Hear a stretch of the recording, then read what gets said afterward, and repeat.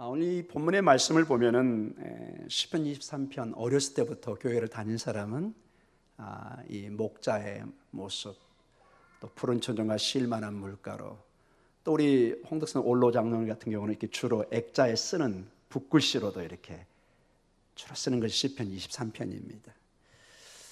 이 시편 23편은 어떤 면에서 구원의 때를 회상하면서 지금을 생각하고 반추하면서 오늘과 내일을 생각하는 중요한 이스라엘의 시편의 내용입니다. 마치 우리가 우리 대한민국이 어려울 때마다, 특히 일본과의 어려움 속에서 있을 때는 우리는 늘 임질의 어려움 같은 것을 반추하면서 이순신 장군이 저 명랑 대전에서 배 12척으로 수많은 일본의 배들을, 이렇게 외구의 배들을 물리쳤던, 마치 전설 따라 삼천리 같지만 그 역사의 사실이고, 우리도 하면 된다, 이길 수 있다. 그때 그 추억들을, 그 역사의 사실을 지금에 비춰보면서 새로운 마음을 다짐하고 오늘의 그 어려운 상황을 다시 한번 다잡고 내일을 향해서 발걸음을 내딛는 우리 민족에게 그것이 있고, 유대인에게 있어서도 항상 어려울 때마다 유대인들에게는 잊을 수 없는 위대한 구원의 사건이 있었습니다. 그게 뭘까요? 출애굽 사건입니다. 출애굽은 매년 6월절, 주로 3월, 4월에 이 6월절이 걸리는데요, 주로 이렇게 윤달도 있고 그래서 음력으로 주로 세서 3월 아니면 4월 달에 있습니다. 매년 6월절에 그 명절을 그들이 보내면서 항상 하나님께서 그 종된 애굽에서 구원했던 구원의 하나님, 그 구원의 하나님이 이제는 목자로서 그 양들을 인도해서 쉴만한 물가로, 푸른 초장으로, 즉 그들의 약속의 땅으로 인도했던 그 하나님으로 늘 이렇게 생각하는, 오늘 이 시편도 다윗이 썼는데, 다윗뿐만 아니라 모든 오고 가는 이스라엘 백성들이, 다윗도 출애굽 이후의 세대라 그의 모든 삶이 이러한 하나님의 구원, 그리고 다윗이 어렸을 때 직업이 뭐였죠? 목자였죠. 그래서 누구보다도 목자된 입장에서 양을 케어했던, 돌봤던 그 경험 속에서 그는 오늘 이 말씀을 그의 모든 삶에 6줄로 이렇게 적어놓으면서 이것을 남겨놓은, 이것이 오고 가는 수많은 이스라엘 백성들의 수천 년의 역사에, 또 여러분과 저에게 이 시편은 남의 것이 아니라 바로 나에게, 여러분에게 주어진 하나님의 말씀으로 임하기를 간절히 축원합니다. 다윗에게 여호와는 나의 목자라면 우리에게 여호와는 나의 목자이십니다. 어렵고 또는 아찔했던 순간들, 정말로 넘기 힘들었던, 정말 넘어질 것 같던 그런 인생의 많은 여정이 여러분에게 있을 것입니다. 다 정말 그 화초 속에 자란 사람은 여기 거의 없습니다. 그렇게 자랐더라도 인생의 한 순간에 때로는 넘어지고 쓰러지고 다 아픔이 있는, 그러한 경험 속에서도 하나님께서 놀랍게 역사하셔서 그 사람을 이렇게 세우고 나를 붙드시고 그 어려움을 이겨내게 하시는, 그래서 그때는 몰랐지만 뒤안길에 돌이켜보면은 하나님의 은혜였구나. 지금 다윗이 그런 식으로 돌이켜보면서 이 시편을 쓰고 있다는 것을 한번 생각하면서 이 본문을 보면 훨씬 더 여러분이 은혜 가운데 거할 줄 믿습니다. 이 시편 23편은 핵심이 절대적인 신뢰입니다. 절대적으로 trust, 신뢰하는. 누가 누구를 신뢰하는 걸까요? 양이 목자를 신뢰하듯이 이스라엘 백성이 절대적으로 하나님 아버지를 목자로서 붙드는, 우리는 되게 이렇게 양을 키우는 문화가 아니지만은, 여러분 중동의 그 사막 지역에서, 광야에서 양들은 목자가 없으면은 죽음의 인생입니다. 아무런 희망이 없습니다. 목자는 바로 양들의 생명입니다. 양의 생명은 목자에게 얼마나 의존하느냐, 여기에 달려 있습니다. 그래서 목자도 양들을 돌봐야 되지만, 양의 입장에서는 절대적으로 그 목자에 대한 뭐가 필요할까요? 신뢰가 필요합니다. 목자가 정말로 오늘 푸른 초장으로 쉴만한 물가로 인도하려고 그러는데 이게 내 생각에는 그 길이 아닌 것 같다. 돌이켜서 다른 길로 가면은 이거는 100% 늑대나 곰이나 짐승들의 밥이 되는, 오늘 여기 보면은 4절에 음침한 골짜기, 사망의 음침한 골짜기, 이게 바로 험악한, 사람들 같으면 어떤 강도들이라든지 짐승, 어떤 양으로 볼 때는 짐승들을 비유적으로 표현한 것을 우리가 볼 수가 있습니다. 자, 오늘 이 시편 23편은 크게 두 구조로 되어 있는 것을 보게 됩니다. 1절에서 4절과 그 다음에 5절에서 6절로 이렇게 자세히 보면 좀 나눠져 있습니다. 1절에서 4절에는 하나님, 여호와 하나님을 목자로 묘사하고 있고 시편 기자를 양으로 묘사하고 있습니다. 자, 먼저 한번 1절에서 4절 한번 봐볼까요? 1절 같이 한번 읽어볼까요? 여호와는 나의 목자시니 내게 부족함이 없으리로다. 2절입니다. 그가 나를 푸른 풀밭에 누이시며 쉴만한 물가로 인도하시노다. 자, 목자가 그 양들을 풀밭으로 인도하고 물가로 인도하죠. 즉 여호와는 나의 목자시고 결국 나는 뭐라는 거죠? 2절에 양이라는 거죠. 마치 우리의 인생의 푸른 초장과 쉴만한 일가로 우리를 인도했던 하나님을 생각합니다. 근데 여러분 주목해서 여기, 여러분이 알기는 좀 쉽지 않겠지만 이렇게 깊이 이 단어를 보면 2절에 인도하시다. 자, 3절 같이 또 한번 읽어볼까요? 내 영혼을 소생시키시고 자기 이름을 위하여 의의 길로 인도하시는도다. 여기 인도한다는 이 단어는 놀랍게도 출애굽기 15장 그 출애굽에 인도할 때 그 인도한 단어와 동일한 단어를 쓰고 있습니다. 이거는 물론 원어를 알아야만이 알 수 있지만 놀랍게도 동일한, 즉 다윗은 의도적으로 출애굽 과정에서 하나님께서 이스라엘 백성을 인도했던 그 하나님께서 지금 누구를 인도하고 있다는 거예요? 다윗 자신을, 우리를 그 출애굽의 하나님이 과거의 하나님으로 있는 것이 아니라 어제나 오늘이나 영원토록 동일하신 그 하나님이 오늘 우리를 출애굽시키는, 오늘 우리를 인도하는, 오늘 우리를 목자로서 양들인 우리를 푸른 초장을 쉴만한 그러한 약속의 땅으로, 그러한 안전한 곳으로 인도하는 것을 보게 됩니다. 사랑하는 성도 여러분, 우리에게 큰 도전입니다. 다윗이 수백 년 전에 있었던 그 출애굽 과정을 생각하면서 본인의 인생을 이렇게 조합하면서 그 출애굽의 하나님이 이스라엘 백성을 인도했던 것처럼 수많은 난관과 어려움 속에서 정말로 죽음 앞에 몇 번 섰던 그 다윗의 인생 속에 하나님이 나를 인도해 주셨구나. 그 출애굽의 하나님이 아브라함의 하나님, 이삭의 하나님, 야곱의 하나님, 우리 조상의 하나님이 오늘 나를 인도하고 계시구나. 이게 지금 절절히 묻어 있는 것입니다. 여러분의 삶 속에서도 이러한 깊은 신앙의 고백이 있기를 간절히 축원합니다. 오늘 당장 보면 이게 잘 보이지가 않아요. 그러나 하나님은 과거의 나에게도 하나님이셨고 오늘 과거의 나를 도우셨고 지금 나에게 역사하신다면 무엇을 우리가 소망할 수 있죠? 내일을, 미래를 소망할 수 있습니다. 어제 나를 붙들어 주셨던 하나님, 오늘 나에게 생명을 주시고 또 다른 생명과 기회를 주신 하나님, 내일을 우리는 뭘 기대할 수 있죠? 하나님께서 동일하게 우리에게 생명과 기회, 소망을 주신 하나님을 우리는 바라보게 되는 것입니다. 그리고 여러분 우리 4절 같이 한번 읽어볼까요? 이제 첫 단락으로 끝나는 부분입니다. 1절에서 4절까지 한번 나눠준다고 그랬죠. 이 목자이신 하나님은 이제는 푸른 초장과 쉴만한 물가뿐만 아니라 4절에 훨씬 더 어려운 부분을 인도하고 계시는 것을 봅니다. 우리 4절 읽어볼까요? 내가 사망의 음침한 골짜기로 다닐지라도 해를 두려워하지 않을 것은 주께서 나와 함께 하심이라. 주의 지팡이와 막대기가 나를 안위하시나이다. 나를 인도하시나이다. 주의 지팡이, 막대기, 전형적인 목자의 도구입니다. 여러분 지팡이, 막대기 좀 막연하죠? 무슨 뭐 이렇게, 제가 오늘 좀 사진을 좀 가져와 봤습니다.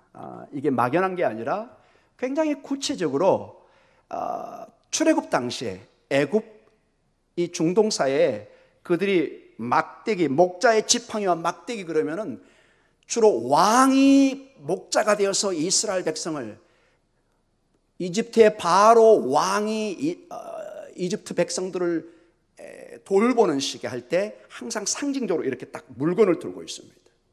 한번 그 직접 한번 봐볼까요? 목사님 한번 보여주실래요? 사진을? 예. 여기 나오네요. 예. 이게 여러분 이렇게 이게 전형적으로 양 같은데 목을 딱 걸면 목이 딱 걸립니다, 여러분.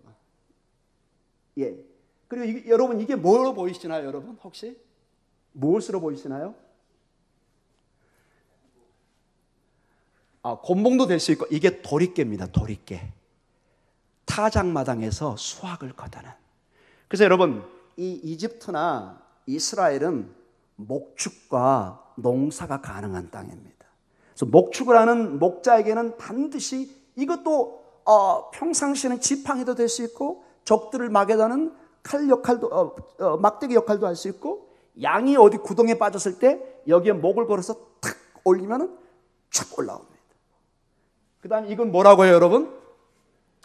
도리깨, 여러분.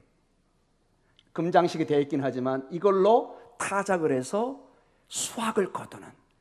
그래서 이집트의 바로 왕이 그들의 진정한 목자로서 그 백성들을 돌보고 구원하고 그들에게 풍요한 양식을 수확을 주는, 그래서 목자의 전형적인 모습을 보여주고 있습니다. 다음 칸 한번 볼까요? 예, 비슷한 거죠, 여러분. 이게 전부 다 금으로 입혀진, 이게 발굴된 것입니다. 어디서 발굴됐을까요? 다음 칸 볼까요? 이게 좀 부조인데 여기는 지금 지팡이가만 있으면 이게 지금 바로입니다. 큰 게 보이시나요? 권위의 상징입니다. 항상 옛날 왕들이 지팡이 같은 거 들고 있잖아요. 이게 아무거나 이렇게 뽀대나게 들고 있는 게 아니에요, 여러분. 엄청난 상징을 가지고 있어요. 가끔 여러분 우리 개신교는 아니지만 로마 카톨릭이나 이 교황이 모자도 막 큰 거 쓰고 이렇게 지팡이 들고 가는 거 보세요. 이게 엄청난 상징이 있습니다, 여러분. 자, 다음 칸을 볼까요? 이게 진짜 부조에서 이게 나온 겁니다, 여러분. 여기 보이시나요? 왼손과 오른손으로 이렇게. 항상 이집트의 왕은 이걸 들고 있어야 됩니다, 이렇게. 여러분, 그래서 가끔 뭐 미라라는 이게 영화 같은 데 보면은 이런 모습을 실제로 볼 수 있고, 그 영화 이런 것들이 다 이런 역사의 사실에 팩트에 근거해서 여기 보면은 이렇게 도리깨와 이렇게 해서 목축, 농사 양쪽에 이게 권위와 그 다음에 위엄과 그 다음에 축복을 모든 걸 상징하는, 이 당시 이 바로 왕은 신의 현현입니다. 신의 현현. 하나를 더 볼까요? 이제 마지막 같은데요. 예. 이거는 뭐냐면 여러분, 이집트 가면 미라 있잖아요, 여러분. 일반 미라는 덜 그러는데 주로 이렇게 고위층이라든지 왕의 바로의 미라는 황금으로 위에 관을 씌웠습니다. 관 위에 뭐가 있을까요? 이렇게 왕의 얼굴과 그 다음에 여지없이 뭐가 있어요? 지팡이와 도리깨. 이렇게. 이게 원래는 헤카라고 그러고 이거를 박하카, 넥하카 이렇게 부릅니다. 좀 히브리, 이집트 말을 좀 어렵긴 하는데 이름이 좀 있는데 우리 쉽게 제가 도리깨 이렇게 훨씬 알아듣기 쉽죠, 여러분. 예, 하나만 더 보겠습니다. 마지막. 예, 이건 완전히 여러분 이거는 여러분이 개인적으로 소장할 수 없는, 돈으로 살 수 없는 어마어마한 오직 박물관에만 있습니다, 여러분. 이거는 우리 같으면 국가 문화재죠. 이집트 박물관에 가면은 이렇게 있는데 여지없이 뭐가 있어요? 헤카가 있고 지팡이가 있고 여기 도리깨가 있는. 여러분 앞으로 이제 여행하시다 이걸 보면은 그 목사님이 말씀하셨던 그거구나. 이게 목자로서의 그 지팡이와 또 농사의 왕으로서 백성들에게 풍요를 약속해주는 그런, 이 모든 것을 지금 사실은 누가 사실은 우리 신앙으로 고백하는 거죠? 바로 왕이 아니라 하나님께서 이 일을 하신다는 거예요. 이 배경 속에서 오늘 이 본문 4절을 한번 봐보세요, 여러분. 4절 다시 한번. 4절 한번 다시 한번 읽어볼까요? 내가 사망의 음침한 골짜기로 다닐지라도 해를 두려워하지 않을 것은 주께서 나와 함께 하심이라. 주의 지팡이와 막대기가 나를 안위하시나이다. 그 당시에 3,000년, 4,000년, 5,000년경에 모든 사람들의 마음에는 그들의 왕이 이렇게 그들의 신이 보호한다고 믿었습니다. 그러나 성경은 얘기합니다. 너 바로도 태양신도 그 어떤 것도 그런 짝퉁이고 오직 아브라함의 하나님, 이삭의 하나님, 야곱의 하나님, 언약의 하나님만이 진정으로 우리의 지팡이와 막대기가 돼서 우리를 인도하시고 보호하시는 것을 믿으시기 바랍니다. 이것을 오늘 강력하게 다윗이 고백하고 있습니다. 왜 이게 중요하냐? 모든 주변의 국가는 그들의 왕이 신의 아들로서 그렇게 한다고 하는데 다윗은 절대로 그런 교만을 보이지 않습니다. 이스라엘이 아무리 우상에 갔지만은 인간이 나는 신이다 이렇게 말한 사람이 없습니다. 왜냐? 아무리 그들이 타락해도 가장 중심에 하늘에 하나님이 계신 것을 알고 있었습니다. 다윗도 항상 본인이 왕이지만 왕위에 누가 있다는 걸 알게 된 거예요? 진정한 왕이신 하나님, 진정한 목자이신 하나님.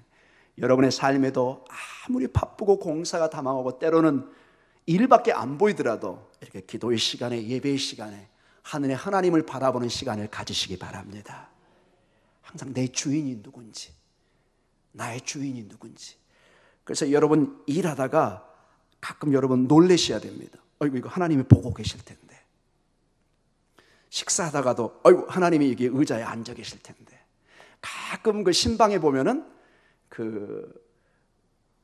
이 식탁에 그 손님으로서 하나님을 이렇게 초대하는 또 그림을 이렇게 붙여놓는 경우도 있습니다. 자, 5절과 6절에는 이제 또 다른 이미지로 이 목자와 양의 이미지를 새롭게 표현합니다. 5절과 6절에는 여호와 하나님을 큰 잔치를 베풀고 초대하는 주인, 호스트로 표현하고 있습니다. 그리고 이 여호와 하나님의 잔치 초대에 응답하는, 거기에 참석하는 하나의 손님으로 또는 왕으로서 이 시편을 끝내고 있습니다. 우리 한번 5절을 가만히 읽어볼까요? 5절 같이 읽습니다. 주께서 내 원수의 목전에서 내게 상을 차려주시고 기름을 내 머리에 부으셨으니 내 잔이 넘치나이다. 아멘. 아하, 이제는 목자이신 하나님께서 우리를 푸른 초장과 쉴만한 물가로 인도할 뿐만 아니라 우리에게 뭘 베푸신다고요? 큰 상을 베푸셔서 우리를 초대합니다.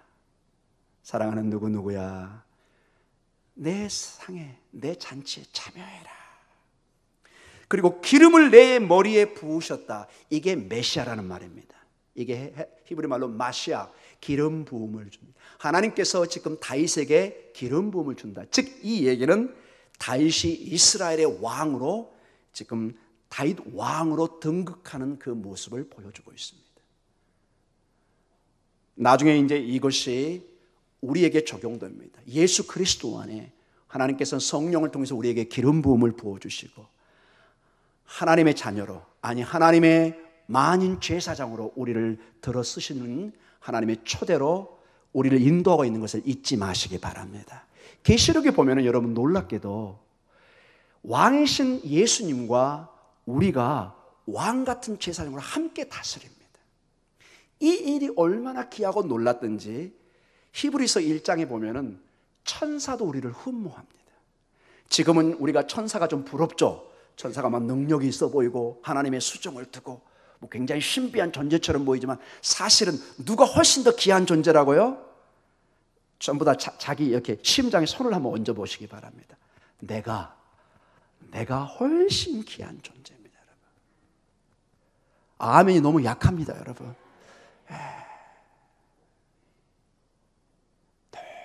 지금 나는 내 몸이 비록 좀 아파 보이고 낙심돼 보이고 찌질이 궁상처럼 보이지만 이게 보통 신분이 아니에요, 여러분. 내 근본 정체성이 하나님의 자녀로 변해 있으면 누구도 바꿀 수가 없습니다, 여러분. 내가 아무리 나는 아니야, 나는 아니라 하지만은 왕의 자녀는 왕의 자녀입니다. 이건 법적인 선언이기 때문에 여러분이 못 바꿔요.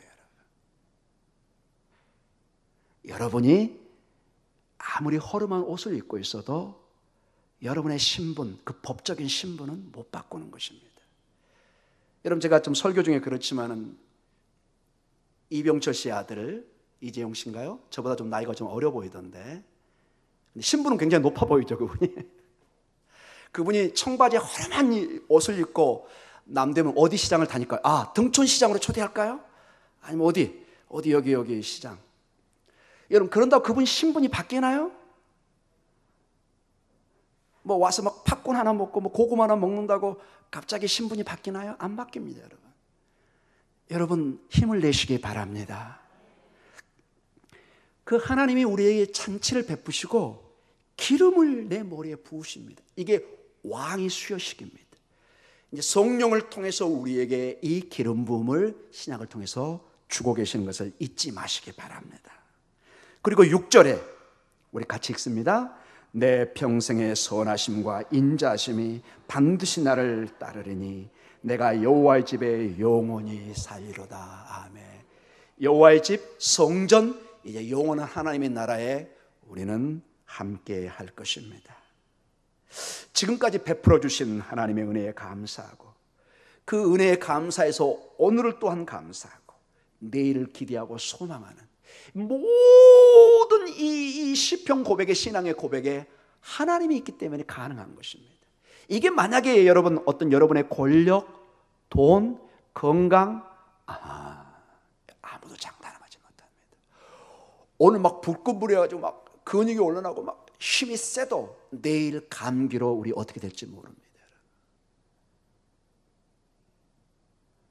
제가 그 우스갯소리인데 여러분, 제가 유학 가기 전에 강호동 씨가 막 건강해가지고 그 광고일 때 막 손으로 막 그 뭐죠? 사과를 막 꽉 깨고 막 이런 광고 봤어요. 근데 최근에 제가 언뜻 TV를 봤는데 가끔 그 양반이 그러더라고요. 나도 몸이 피곤해, 아파. 나는 강호동 씨는 항상 안 아플 줄 알았어요. 제가 한 3, 40년 씨름 이후에 지나니까 몸이 어떻게 될까요? 옛날 같지가 않는.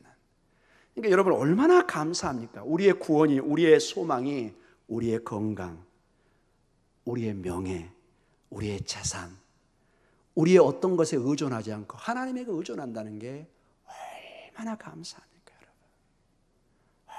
얼마나 감사합니까? 사랑하는 성도 여러분, 우리의 반석 되시고 어제나 오늘이나 영원토록 동일하신 그 하나님이 우리의 목자인 것을 잊지 마시기 바랍니다.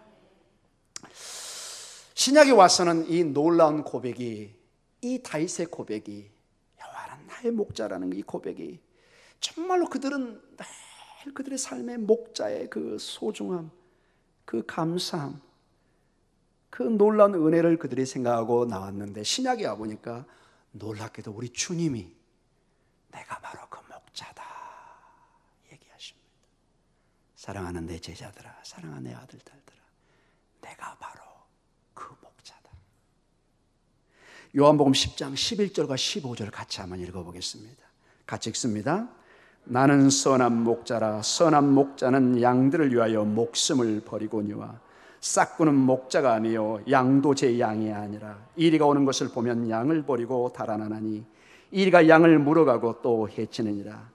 달아나는 것은 그가 싹꾼인 까닭에 양을 돌보지 아니함이라. 나는 선한 목자라. 나는 내 양을 알고 양도 나를 아는 것이 아버지께서 나를 아시고 내가 아버지를 아는 것 같으니 나는 양을 위하여 목숨을 버리노라. 아멘. 목숨을 버리시는 진정한 선한 목자이신 예수님이 오늘 우리에게 임재하고 있습니다. 얼마나 감사합니까, 여러분? 얼마나 감사합니까? 마지막으로 이 시편 23편에 얽힌 실직 예화를 하나 들면서 오늘 기도의 시간을 갖도록 하겠습니다. 저도 이 예화를 빌려온 겁니다. 제가 경험한 건 아니고요. 어떤 이제 그 당시에는 학생이니까 학생이 이제 독일로 유학을 갔는데 지금은 이제 교수가 돼서 이제 독일에서 있었던 일을 이렇게 회한을 합니다. 독일에서 이렇게 공부를 하는데 한 노 교수님이 있는데, 라틴어 교수님이 있는데 얼마나 머리가 명석한지 뭐 10개 국어 정도를 하는데, 나중에 알고 봤더니 히브리어까지 이렇게 유창하게 히브리어를 하는 거예요. 그래서 너무 놀래가지고 교수님 어떻게 히브리어까지 이렇게 잘하십니까? 그랬더니 자기의 과거 얘기를 해주는 거예요. 이 교수님이 40년 전에, 꽤 오래된 얘기죠. 40년 전에 2차 대전, 세계 2차 대전 시대였습니다. 그때 이 교수님이 학생이었는데 대학교 기숙사에서 룸메이트와 함께 지내는데, 이 룸메이트하고 너무 단짝으로 지내는 거예요. 기숙사에 방도 쓰고 같이 밥도 먹고 일어나고 대화도 하고. 근데 나중에 알고 봤더니 이 룸메이트가 유대인이에요. 뭐 그런가 보다 했는데 가끔 이상한 행동을 하는 거예요. 공부하다가 힘들면 갑자기 일어나가지고 뭐라고 뭐 이렇게 얘기를 하는데, 나중에 알고 봤더니 히브리어로 시편 23편을 암송하고 있는 거예요. 여러분 좀 궁금하죠? 제가 조금만 한번 읽어드릴까요? 시편 23편. 미즈모르 엘 다비드 아도나이 로이 로 에샤르 빈 오트 데세 야르비체니 알메이 맨호트 옌하네니 나페시 에초베브 얀헤니 베마레케이 ጼ데크 레마한세몬, 뭐 이런 식으로 쭉 그냥 히브리어를 암송하고 있는. 여러분 제가 이거 하면 여러분 방언한 줄 알겠죠? 여러분 히브리어 배우고 싶으면은 따로 제가 가르칠 수도 있습니다. 이 화관, 이 친구가 공부가 어렵고 힘들 때마다 이 시편을 이렇게 막 히브리어로, 유대인이니까 막 암송을 하는 거예요. 그리고 얘기하는 거예요. 친구야, 나는 이렇게 뭐가 공부가 안 되고 논문이 막히고 레포트가 막힐 때 이거 히브리어를 이렇게 암송하면 머리가 맑아지고 이상하게 공부가 잘 돼. 그래서 같은 히브리어 친구니까 같이 히브리어도 배우고 같이 서로 이렇게 암송도 하고, 그래서 자기도 모르게 이 히브리어를 이 교수도 암송하게 됐다는 이제 고백을 합니다. 늘 공부도 같이 하고 밥도 같이 먹고, 지칠 때마다 히브리어를 암송할 때 이제 자신도 여호와는 나의 목자시니 내가 부족함이 없으리로다. 그가 나를 푸른 초장에 누이신다. 같이 이걸 히브리어로 암송하는 것입니다. 근데 이런 좋은 시간이 지났다. 그때 이제 전쟁 시간이니까, 그때 나치 정부 때 불행한 시간이 나오면, 여러분 나치 정부 때 유대인들에게 가장 불행한 일을 여러분 아시죠? 600만 정도를 사로잡아가지고 그 아우슈비츠라는 수용소에 데려가서 전부 다 가스로 죽였던 사건을 우리가 너무 잘 알고 있습니다. 이 친구도 유대인이라는 사실이 밝혀져서 잡혀갑니다. 하루아침에 싹 가족이 잡혀가서 지금 수용소 가스실로 끌려간다는 소식이 들려왔습니다. 이 친구가 자전거를 타고 막 갔는데 이미 트럭에 실려있는 상태예요. 그 가족이 보이고 그 친구가 보이는데 막 지금 멀어지고 있어요. 그래서 막 자전거로 마지막 그 친했던 그 형제와 같던 친구를 마지막 인사하려고 자전거로 이 트럭 뒤로 가는데 잘 안 보여요. 근데 놀랍게도 조금 가는데 이 친구가 트럭에 커튼을 쫙 치면서 웃으면서 친구야 사인을 치는 거예요. 그러면서 소리 높여 외치면서 무언가를 암송해요. 딱 들으니까 뭐예요? 여호와는 나의 목자시니 내가 부족함이 없으리라. 그가 나를 푸른 초장에 누이시며 쉴 만한 물가로 인도하시는다. 이걸 친구에게 애우면서 미소로 안녕.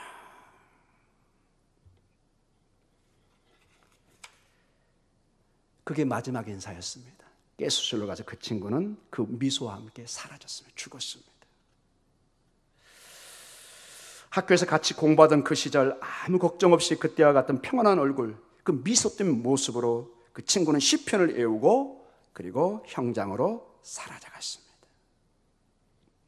그게 친구의 보는 마지막 얼굴 모습이었습니다. 이제 슬픔 속에 시간이 좀 흘렀습니다. 그런데 이제 교수에게 이 학생이 그 당시 어려움이 왔습니다. 여러분 대학생 정도 되면 전쟁이 되면 다 뭐를 당하게 돼요? 징집을 당하잖아요. 그렇죠? 처음엔 안 하다가 점점 이제 군인들이 부족하게 되면은 젊은 사람은 무조건 잡아가게 되잖아요. 우리 6.25 때도 마찬가지고 뭐 다 우리가 아는 내용입니다. 독일이 폐색이 짙어갈 때 이 사람이, 이 교수도 학교를 다닐 수가 없고 군대에 참여했다가 러시아, 지금의 옛날 소련까지 갔다가 포로로 잡히게 됐습니다.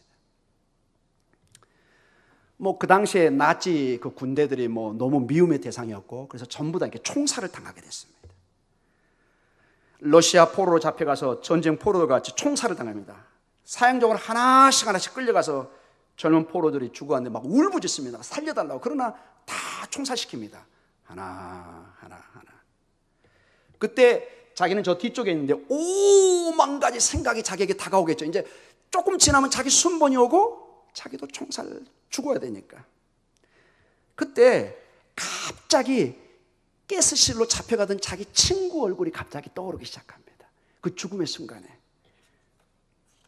그래, 그 죽음의 길을 웃으며 떠난 그 친구처럼 나도 담대하게 죽음을 맞이하자. 동료들이 하나둘씩 총알에 쓰러지고 드디어 교수님의 차례가 와서 자리에 섰을 때, 그 당시는 학생이지만 이제 지금은 교수죠. 교수님이 총을 겨눈 군인에게 마지막 할 말이 있다고 마지막 소원을 얘기합니다. 어차피 죽어야 되니까 되게 이제 소원을 들어주잖아요. 허락을 받고 잠시 교수가 눈을 감다가, 그리고 조용히 사랑하는 친구와 죽음의 길을 떠나면서 외웠던 시편 23편을 외우기 시작합니다. 아도나이 로에 로 에샤레, 히브리어로 비노트 데세 야르비체니 알메이 메노트 예너하레네, 이런 식으로 쭉 외워갑니다. 여호와는 나의 목자시니 내게 부족함이 없으리라. 그가 나를 푸른 초장에 누이시며 쉴만한 물가로 인도하시라. 이걸 암송하는데 알 수 없는 힘이, 용기가 막 생기기 시작합니다. 그리고 평안이 이 교수님에게 막 임하기 시작합니다. 그리고 자신을 겨눈 그 총구 앞에서도 교수님은 자기도 모르게 목소리를 더 높여서 암송하기 시작합니다. 내 영혼을 소생시키고 자기 이름을 위하여 의의 길로 인도하시는도다. 내가 사망의 음침한 골짜기로 다닐지라도 해를 두려워하지 않을 것은 주께서 나와 함께 하심이라. 주의 지팡이와 막대기가 나를 안위하시나이다. 그 총을 쏘려고 하는 사람 그 얼굴을 보면 더 큰 소리를 이제 암송하기 시작하는 거예요. 그때 놀라운 일이 일어났습니다.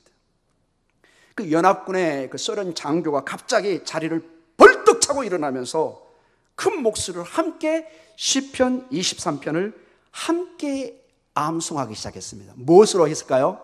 히브리어로. 주께서 내 원수의 목전에서 내게 상을 베푸시고 기름으로 내 머리에 바르셨으니 내 잔이 넘치나이다. 나의 평생의 선하심과 인자하심이 정녕 나를 따르니 내가 여호와의 집에 영원히 거하리로다. 함께 딱 암송이 끝났어요. 여러분, 이건 실화입니다. 실화에 이해합니다. 여러분, 그 연합 장군, 러시아 장교가 사실은 유대인이었어요. 죽어가는 사람이 자기 언어인 히브리어로 이 시편 23편을 암송하니까 너무 놀래가지고 같이 일어나가지고 이걸 암송한 거예요. 장교는 사형 집행을 중단시키고 이 교수를 풀어주라고 했습니다. 그리고 사형 주실 서류에 사인을 해서 보냈습니다. 자기가 이제 힘이 있으니까. 그래서 많은 사람들이 놀래가지고, 아니 이거 풀어주면 안 되는데 왜 총살하다가 이 사람만. 그때 조용히 이렇게 말했다고 합니다. 하나님의 백성은 그가 비록 악마의 제복을 입고 있다고 해도 하나님의 백성인 것입니다.